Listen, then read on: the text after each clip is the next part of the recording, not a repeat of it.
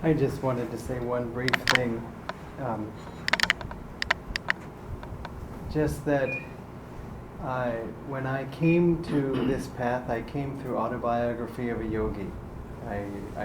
Well, sort of. I met someone and his example of calmness inspired me.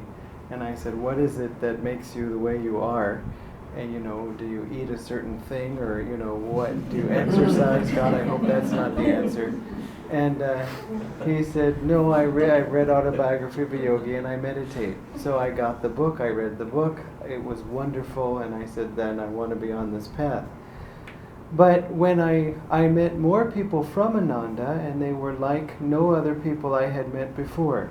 That not only just that each one was wise, sweet, humorous, they had different great qualities, but there were so many of them. That's really what convinced my scientific mind, was that, okay, sure, you can get one or two outliers, or, one or two sort of anecdotal reports, but do you have it consistently? And I saw it was consistent.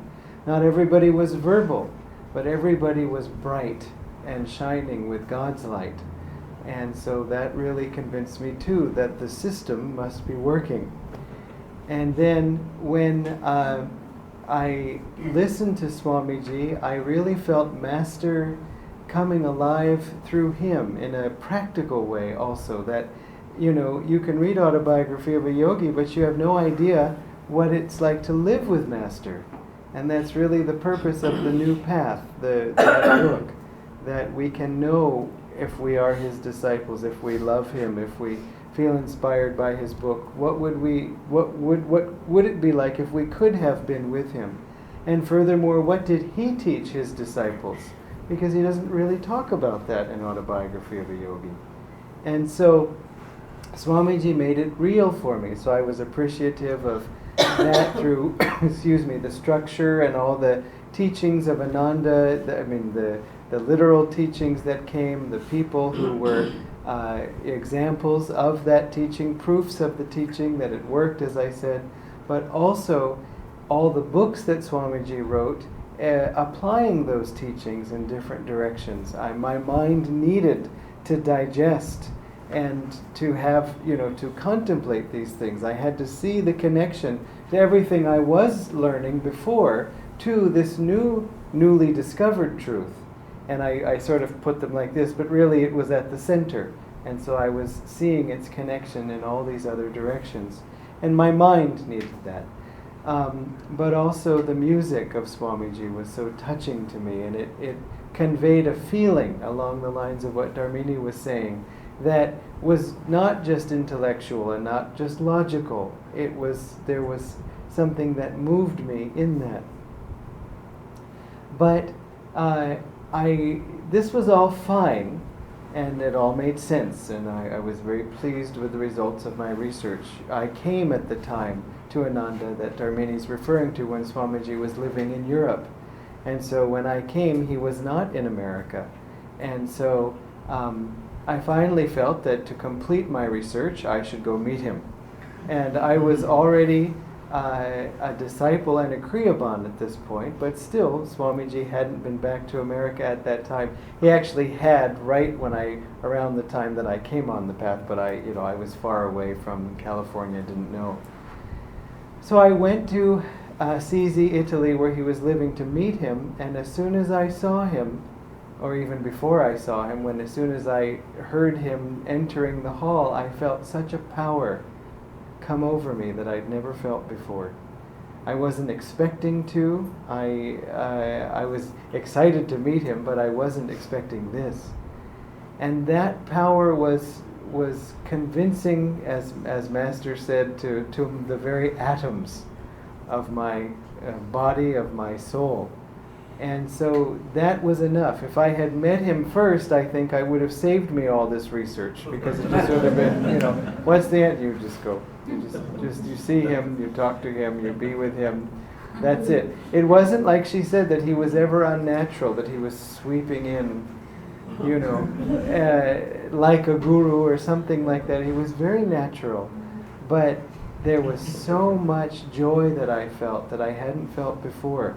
And that feeling continued throughout all the years that I knew Swamiji. Not in every meeting, and if it wasn't, it was because there was something in me that was off.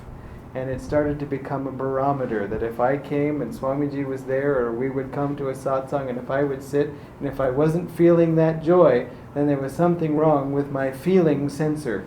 And so I would try to do anything because I wanted to clear that out so I could feel it. We even had an experience of that, or at least I did. Yesterday, we had a retreat dedicated to Swamiji. We watched a talk that he gave on his 60th anniversary of his discipleship. This message was from the 57th. This video is from the 60th. It's just been re-released in a sort of higher quality version. By the end of that video, I was so uplifted. And it wasn't that he said one thing that, yes, excellent. It was just being with him long enough just took off some of those vrittis, took off some of the, mud that, comes over our vision. And it is really darshan. Of course it's all yes, darshan. I went, I had my 30-second darshan. This was an hour and 40 minutes. That's how much I needed to get these things to be lifted. But it really was such a joy, and it reminded me of the need for this, because we can always think, I can raise myself to this height, or my meditation reaches me to this height. But Anandiji, who's at Ananda Village, put it well. She said, when Swamiji would have a satsang, and we would all gather, you'd be going through whatever you were going through, but you would just see him and he would talk about whatever it was, and that would hold you over, that would do you well for a good long time. Maybe for a few weeks you could ride on the wave of that inspiration.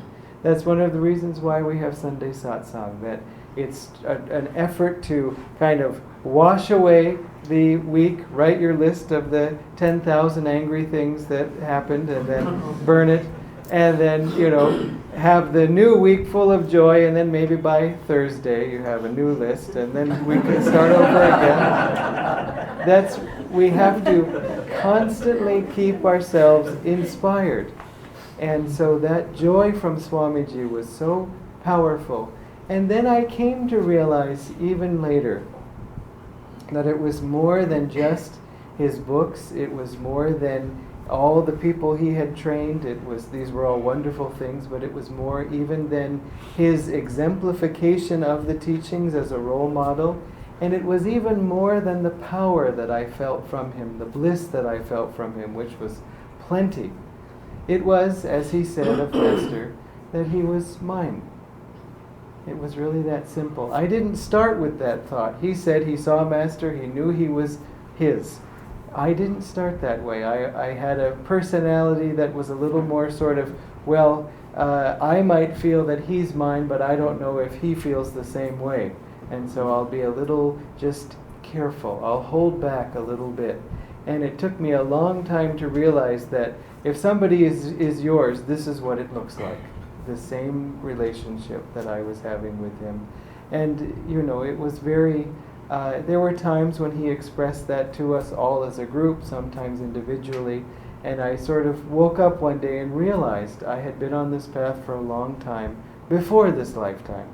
I had been with Swamiji before this lifetime. It must have been, I couldn't remember any specifics, and it doesn't much matter. It's just that that's what would be needed to feel so close now. And I say this not just for me, but for all of us. If you're coming onto this path now, especially those of you taking discipleship today, I mean this particularly for you all, it's probably not the first time. Because why would there be a sense of familiarity? Why would there be a sense of connection? Why would you be interested? What is it that makes you interested you can't ever explain? I know because I've tried forever to explain, and it just never works. People have that seed of interest or they don't. And they develop it, or maybe it's in another path or whatever, and it's all fine. But Swamiji also said, I felt that if I could just explain clearly enough why people should come onto the path, then everybody would come. And he said, but I've seen now that it's hopeless. He said, I still try, but I know it's hopeless. He said, sometimes through vibration you can reach people. But it's something that we can change in an instant. I don't mean that if you have it or don't, whatever we have, we need more of until we're one with God. As he said, we don't want to say, well, I'm spiritual enough, I understand the Guru. No, that's danger. We want to say, this much I have understood, but there's much more that I'm seeking to understand. To be humble? No. To be truthful. It's just the truth. And so, in any case, let us celebrate Master and Swamiji's world mission, but also their individual mission for each one of us, because each one of you is precious to them. And as Dharmini was saying, that's what is such a joy for us to see, that same light, that same friendship, that same attunement with them, with all souls, so many souls who didn't meet Swamiji in the body, and none of us met Master in the body. And yet still, how can that attunement be there? Because they are alive, they are giving it. As Master said to Swamiji after he'd leave, meaning when he would leave the body, Master said, to those who think me near, I will be near. And he will, and he is. And it's the same with Swamiji too, as she was saying. We feel that unbroken, continued connection. And it can always be developed further, more deeply. And then it is just our guiding light. It is our greatest joy. It is our living link until we see them again. Okay? So we'll have our discipleship ceremony now. And so those of you who have prepared for the ceremony today, if you could bring your offerings, your flower and your donation, and then come up here onto the altar.